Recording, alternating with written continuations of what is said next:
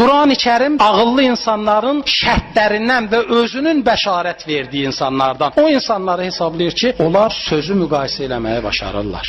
Onlar elə şuursuz surətdə şüarların arxasıca düşüb təlatümə, uçurumlara, yanlışlıqlara tərəf getmirlər.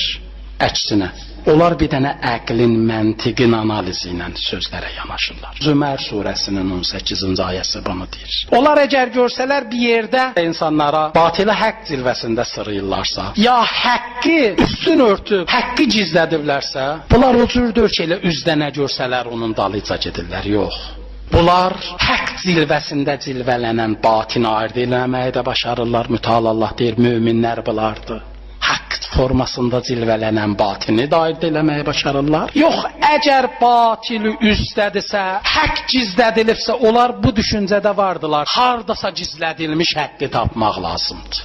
Baxın, burada Mütəal Allah əqlindən danışır müminin. Necə deyir? Və uləkəhum ulul əlbab. Bu insanlar ağıllı adamlardılar.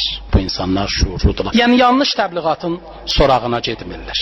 Kim nə danışdı onu danışmırlar. Palaza bürün elinə sürür, məntiqinə uymurlar. Özlərinin sağlam kurallar üzərində ağıllı düşüncələri var. Və o ağıllı düşüncələri bahis olub ki, bütü qoyub Pərverdigar aləmi seçiblər.